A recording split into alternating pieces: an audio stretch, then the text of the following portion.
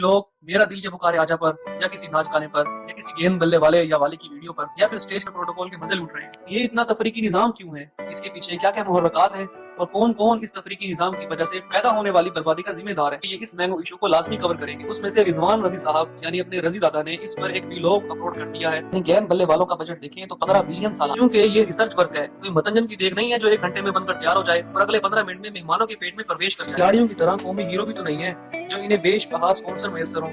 इनके research work को देखने के लिए टिकट सेल की जाती है। साइंसदान को मंथली तकरीबन 70,000 रुपए मिलते हैं, जो कि एनुअली तकरीबन 8 से 8.5 लाख रुपए बनते हैं। स्पॉन्सर्स इनके करीब नहीं आते, बाकी देने दिलाने का तो सवाल ही पैदा नहीं।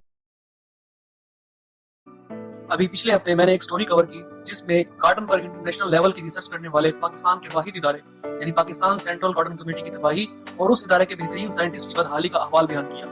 अब क्योंकि मेरा वो वीलॉग मेरा दिल ये पुकारे आजा पर या किसी नाच गाने पर या किसी गेंद बल्ले वाले या वाले की वीडियो पर या फिर स्टेज कॉमेडी पर मुश्तमिल नहीं था, इसलिए बिल्कुल तवक्को के ऐन मुताबिक रिस्पॉन्स भी आया। और यही वजह है कि आज हमारे बेहतरीन साइंटिस्ट 8 माह से अपनी सैलरी की खातिर जिस रोड पर मट्टी में लौट रहे हैं, वहीं गेंद बल्ले वाले और नाच गाने वाले लग्जरी गाड़ियों में प्रोटोकॉल के मजे लूट रहे हैं। ये इतना तफरीकी निजाम क्यों है? इसके पीछे क्या क्या मुहर्रकात हैं और कौन कौन इस तफरीकी निजाम की वजह से पैदा होने वाली बर्बादी का जिम्मेदार है? क्योंकि आज हमने इन सब अवामिल पर बात करनी है, इसलिए साइंसदान हजरात करीब करीब आ जाएं और ये गेंद बल्ले वालों को नवाजने वाले प्रिकॉशनरी मेजर के तौर पर हेलमेट जरूर पहन लें, क्योंकि 150 किलोमीटर फी घंटा की स्पीड से सीधे बाउंसर आने वाली। लेकिन उससे पहले एक खुशाइन बात यह है कि जिन चंद सहाफियों में से जिनसे मुझे उम्मीद थी कि ये इस मैंगो इशू को लाजमी कवर करेंगे, उसमें से रिजवान रजी साहब यानी अपने रजी दादा ने इस पर एक वीलॉग अपलोड कर दिया है और बाकी भी इंशाल्लाह कर ही देंगे। सर रजी दादा साहब, बहुत अरसे से मैं आपके इस टॉपिक पर वीलॉग का मुंतजिर था कि आपकी आवाज चाचू के कानों तक जाती है। अल्लाह आपको जज़ाए खैर। अब आते हैं अपने मेन टॉपिक की तरफ कि साइंटिस्ट बर्बाद क्यों हैं और खिलाड़ी आबाद कैसे हैं। तो सर इसमें सबसे पहली चीज है बजट पोजीशन। पीसीबी यानी गेंद बल्ले वालों का बजट देखें तो 15 बिलियन सालाना। जी बिल्कुल, आपने सही सुना, 15 बिलियन। और ये मैं 2022-23 की ही बात कर रहा हूँ। 15 बिलियन में सिर्फ गेंद बल्ला खिलाना है और बस, जो सिर्फ एक एंटरटेनमेंट है और उसके अलावा कुछ भी नहीं। जबकि दूसरी तरफ पीसीसी यानी साइंटिस्ट, इनका एनुअल बजट 60 करोड़ यानी 0.6 बिलियन है, जिससे पूरे पाकिस्तान में कायम इस इदारे के 13 तहकीकी यूनिट्स ने बेहतरीन कार्टन वैरायटीज तैयार करनी है और इतनी मिकदार में तैयार करनी है कि कॉटन की मुल्की जरूरियात को दरामद किए बिना ही पूरा किया जा सके। और ऐसा नहीं है कि इधर जेनेटिक इंजीनियरिंग के जरिए डीएनए इम्प्लांट करके अलादीन का चिराग रगड़ा और बेहतरीन कॉटन के जखायर निकाले। एक वैरायटी को बनाने के लिए कई साल की कड़ी मेहनत और बर वक्त मैक्सिमम रिसोर्सेज चाहिए होते हैं और उसके बाद कहीं जाकर बेहतर नताइज की तवक्को की जाती है। क्योंकि ये रिसर्च वर्क है, कोई मतंजन की देख नहीं है जो 1 घंटे में बनकर तैयार हो जाए और अगले 15 मिनट में मेहमानों के पेट में प्रवेश कर जाए। ये सब्र आजमा काम है, जिससे हासिल होने वाले समरात से अगले कई साल तक मुस्तफीद हुआ जा सकता है। और दूसरे नंबर पर बात आती है कि जो बजट अनाउंस किया जाता है उसके लिए रेवेन्यू कहां से जनरेट करते हैं। तो नाज़रीन, इस अमल में ये दोनों इदारे ही खुद कफील हैं, यानी गवर्नमेंट से कुछ नहीं लेते। पीसीबी के अरबाब इख्तियार का कहना है कि एनुअल एक्सपेंडिचर का 50% तो आईसीसी देता है, यानी इंटरनेशनल क्रिकेट काउंसिल, और बाकी का पीसीबी इवेंट्स ऑर्गेनाइज करके स्पॉन्सर की मदद से ब्रॉडकास्टिंग के जरिए जनरेट कर लेती है। यानी 7 से 8 बिलियन आईसीसी पीसीबी को देता है और इतना ही पीसीबी खुद जनरेट करती है। और दूसरी तरफ पीसीसी वाले अपना रेवेन्यू सेस की मद में जनरेट करते हैं, यानी पर कार्टन बेल जो कि 170 केजी की होती है उस पर 50 रुपए सेस कलेक्ट किया जाता है। वैसे तो 50 रुपए 2012 का रेट है और एग्रीमेंट के मुताबिक 2023 में इसको ऑलमोस्ट 200 पर बेल होना चाहिए था, लेकिन एप्टमा वाले 50 रुपए नहीं देते, वो 200 रुपए क्या देंगे। और ये वो सेस है वो जो अपनी जेब से नहीं देते बल्कि एंड कंज्यूमर इसे पे करता है, यानी मैंगो मैन। और एप्टमा वाले यानी आल पाकिस्तान टेक्सटाइल मिल एसोसिएशन वाले ये सेस मैंगो मैन से वसूल कर भी लेते हैं। और इस तरह ये एप्टमा वाले नेशनल डिफॉल्टर हुए जो ओरिजिनल रेट से बहुत कम सेस पर अड़े हुए हैं और वो ये सेस एंड यूजर से ले भी लेते हैं लेकिन पीसीसी को नहीं देते। और इस तरह 3.5 बिलियन यानी 3.5 अरब से ज्यादा रकम इनके जिम्मे है और ये 50 रुपए पर बेल के हिसाब से है। और अगर एक्चुअल रेट से हिसाब लगाएं तो इस रकम को आप 10 से मल्टीप्लाई करके देख लें कि कितनी बन जाती है। और दूसरी बात ये कि ये पीसीसी वाले यानी साइंटिस्ट खिलाड़ियों की तरह कौमी हीरो भी तो नहीं है जो इन्हें बेश बहा स्पॉन्सर मैसर हो।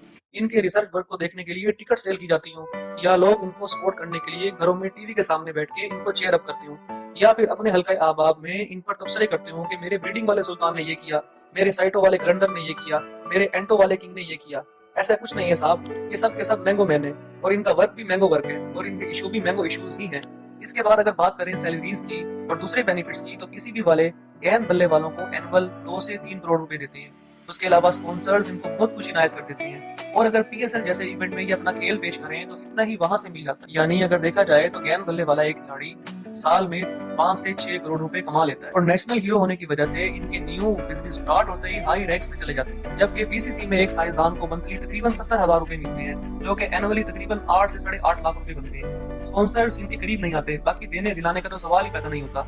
और क्योंकि ये मैंगो मैन होते हैं, पहले तो ये बिजनेस कर ही नहीं सकते, और अगर कोई अपना पेट काट कर बायोलॉजिस्ट बर्गर वाला बन भी जाए तो किसी को इसके बायोलॉजिस्ट होने से क्या।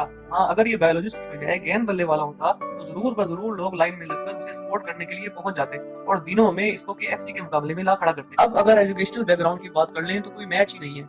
खिलाड़ियों की एजुकेशन कितनी होती है, इनके लिए एजुकेशन कितनी जरूरी होती है, या जरूरी होती भी है कि नहीं, आप सब बहुत अच्छे से वाकिफ। ये लोग 10 से 12 साल की एज में किसी क्लब के साथ मुंसलिक होते हैं और 4 से 5 साल बाद अंडर 16 या अंडर 19 में सिलेक्ट होकर कौमी हीरो और वीवीआईपी सेलिब्रिटी बन जाते हैं। लेकिन वहीं अगर बात की जाए उन साइंटिस्ट की जो अपनी तनख्वाहों के लिए 1 महीने से ज्यादा हो गया धरने में बैठे हैं, तो इनकी मिनिमम क्वालिफिकेशन एमएससी होती है।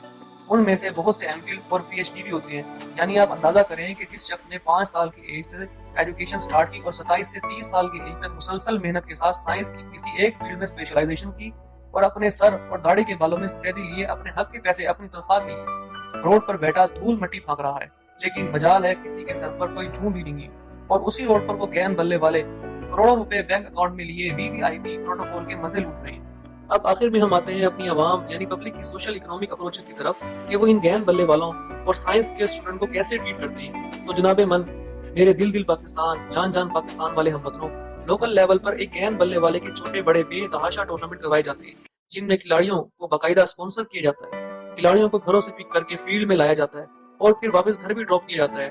फील्ड में जाते ही इनकी खातिर तवाज़ो फ्रूट्स और जूसी से की जाती है, और लंच में और अगर रात हो जाए तो डिनर की सहूलत भी दी जाती है। उसके अलावा टूर्नामेंट के हिसाब से डेली हर खिलाड़ी को 5 से 50,000 तक पे भी किया जाता है। ये स्पॉन्सर्स करने वाले सब के सब आम आवाम में से होते हैं और बहुत बड़े बिजनेसमैन या अरबों खरबों के मालिक नहीं होते। इसके अलावा भी इनाम इकरामात से नवाजा। दूसरी तरफ साइंस पढ़ने वालों के लिए, चाहे वो मैट्रिक के हो, एफएससी के हो, बीएससी के हो, एमएससी के हो, एमफिल के हो या इवन पीएचडी के, इस तरह की कोई सहूलत मैसर ही नहीं होती। ना घर से पिक करने वाली, ना फ्रूट्स और जूसेस वाली, ना लंच और डिनर वाली, ना डेली पेमेंट्स वाली, और ना ही इनाम और इकरामात वाली, क्योंकि साइंस के हवाले से कोई पेमेंट मुनक्किद ही नहीं होता। अक्सर स्कूल्स में लैब ही नहीं होता, और ना ही कभी कोई बड़े दिल वाला आकर कहता है कि मैं स्कूल में लैब स्पॉन्सर करता हूँ, तुम बच्चों को साइंस एक्सपेरिमेंट करवा दो। प्रिंसिपल को भी कभी ख्याल नहीं आया कि इन बच्चों से कई साल से मैं हजारों रुपए फी लेता आया हूँ, उनके लिए एक छोटा सा साइंस से रिलेटेड कंपटीशन ही करवा दूं।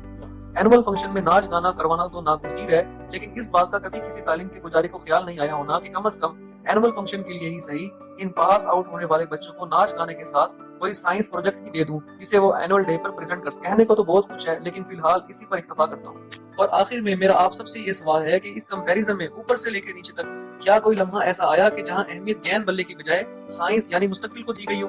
और ये सब होता देखकर आपकी क्या राय है कि आया आप अपने बच्चे को गेंद बल्ला थमाकर वीवीआईपी बनाना चाहते हैं, या फिर तालीम दिलवाकर या साइंस पढ़ाकर आज के इन एग्री साइंटिस्ट की तरह अपनी तनख्वाहों के लिए मुस्तकबिल में धरनों में बिठाना चाहते हैं?